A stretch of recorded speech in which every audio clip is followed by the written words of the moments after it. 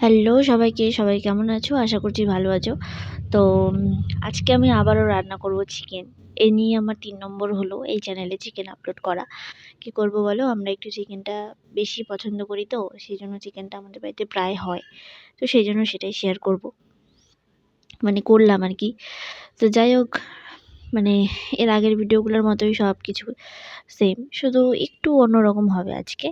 তো চলো সেটাই শেয়ার করছি তোমাদের সাথে ধীরে, ধীরে। প্রথমে মাংসটা আমি সকালবেলা ধুয়ে নিয়ে এসেছি। তারপরে যা, যা লাগে আলু, পেঁয়াজ, রসুন, আদা সব ছিলে রেডি করে রাখা আছে। শুধু কাটবো, ধুয়ে নিয়ে কাটবো।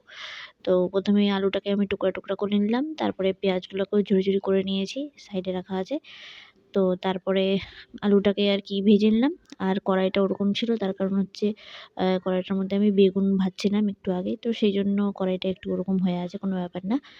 আ তো তারপর সেটা আলুটা ভাজা বসিয়ে দিয়ে আমি এদিকে মশলার জন্য সবকিছু রেডি করে নিলাম। দেখো, প্রথমে আমি দিয়ে দিলাম জিরা, আর আদা, রসুন আর ৪ টা শুকনো লঙ্কা। যেহেতু আমরা ঝাল খুব একটা পছন্দ করি না বা খাই না, তো সেইজন্য ৪ টাই শুকনো লঙ্কা দিলাম। আর এটা বাটা আর কাঁচা ২ টো লঙ্কা দিয়ে দেবো ফোড়নের জন্য। ঠিক আছে? তারপরে ওটা ওটা মিক্সারে ওটা রেডি করে তারপরে আমি আলুগুলো ভাজা হয়ে গেলো, আলুগুলো নামিয়ে নিলাম। নামিয়ে নিয়েই তারপরে আমি তেলের মধ্যে দিয়ে দিলাম পেঁয়াজ, মানে ধুয়ে কেটে রাখা ওই ঝুরি করা পেঁয়াজগুলা দিয়ে ভালো করে এটা নাড়াচাড়া করলাম। একটু যখন লাল, লাল হয়ে আসলো তখন দিয়ে দিলাম আমি ২ টা কাঁচা লঙ্কা চিরা। ওটা দিয়ে ওটাও আরেকটু ভাজা, ভাজা করে তারপরে অনেকটাই ভাজা হয়ে গেছে। এখন মানে মশলা দেওয়ার পালা। তো তার আগে, আগে আমি রসুন কয়েকটা রসুনের কোয়া দিয়ে দিলাম। দিয়ে তারপরে ওই আদা, জিরা, রসুন, লঙ্কার পেস্টটা ওটা দিয়ে দিলাম। দিয়ে তারপরে একটু ভালোভাবে নাড়াচাড়া করে জল দিয়ে দিলাম। মানে মিক্সির ওটাই আমি জল দিয়ে ধুয়ে দিলাম। আর এরপরে আমি আরেকটা মশলা বাটবো, হচ্ছে টমেটো আর পেঁয়াজ। তার আগে আমি এটার মধ্যে একটু দিয়ে দেবো লবণ। জলটা দেওয়ার পর লবণ আর একটু হলুদ দিয়ে দেবো। দেওয়ার পর তারপরে আমি টমেটো আর পেঁয়াজটা পেস্ট করব। পেস্ট করে আজকে মাংসটা একদম কষানো হবে। মানে এর আগের দিনে যে মাংসগুলো রান্নার ভিডিও দেওয়া হয়েছে সেটাতে একটু ঝোল, ঝোল ছিল।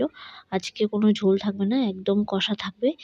তো তো সেইজন্য আজকে একটু মশলার পরিমাণটা একটু বেশি দিলাম আরকি। তো যাই হোক, এখানে দেখো টমেটো আর পেঁয়াজটাও পেস্ট করে নিলাম। আর মশলাটা থেকে দেখছো কি সুন্দর তেল ছাড়ছে। তো যেহেতু তেল আমরা বেশি একটা খাই না, আজকে একটু সামান্য বেশি হয়ে গেছে, কোনো ব্যাপার না। তেল বেশি খেলে আমাদের একটু প্রবলেম হয়। তো সেই কারণেই তেল আমরা খুব কমই দেই রান্নায়। তেল মশলা সবই কম দেই, কিন্তু মাংসে তো একটু তেল মশলা লাগে। কি করা যাবে? আ তো যাই হোক, মশলার ওই পেঁয়াজ আর টমেটো পেস্টটা দিয়ে আরেকটু ভালো করে নাড়াচাড়া করে তারপরে আমি দিয়ে দিলাম ভেজে রাখা আলু। আর তারপর দিয়ে দিলাম চিকেনগুলো। চিকেনগুলো দেওয়ার পর একটু নাড়াচাড়া করে ভালো করে মিশিয়ে নিয়ে আমি ঢাকা দিয়ে দিলাম। যেহেতু কষানো, মানে কষা, কষা হবে, তো সেই কারণে আরকি একটু ঢাকা দিয়ে সে কষালে কি হয়, সেদ্ধ হয়ে যাবে জিনিসটা। যেহেতু আমি জল দেব না আজকে, তো সেদ্ধর ব্যাপার আছে। আর ঢাকাটা তোলার পর দেখলে মাংসটা কি সুন্দর কালার এসছে। তো এভাবেই যদি রাখা যেত তাহলে একটু বেশি ভালো লাগতো। কিন্তু এভাবে রাখলেও হবে না, যেহেতু দুবার খেতে হবে আমাদের। সেইজন্য একটু সামান্য আমাকে ঝোল, মানে জল দিতে হবে।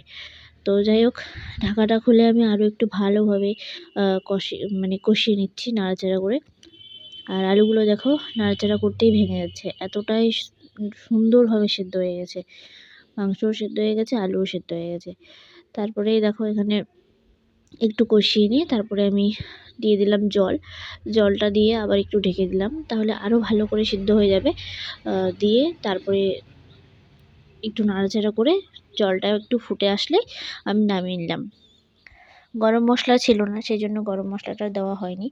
তো যাকগে, ওটা কিছু করার নেই। অন্য কোনো সময় একদিন দিয়ে দেবো। অন্য কোনো রান্নায়, মানে অন্য কোনো দিন একটা চিকেন রেসিপির ভিডিও যেদিন দিব সেদিন দিয়ে দেবো সেটাতে। আজকে তো আর দেওয়া হলো না। তো জল দিয়ে আমি ঢাকা দিয়ে ভালো করে ফুটিয়ে নিলাম। তারপরে নামিয়ে নিলাম। তো রেসিপিটা কেমন লাগলো অবশ্যই বলো। সময় নেই, সেজন্য বেশি বড় করলাম না ভিডিওটা। আর খুব শর্টকাটে রান্নাটা করলাম। তোমাদের কেমন লাগলো অবশ্যই কিন্তু কমেন্ট করে জানিও। টাটা।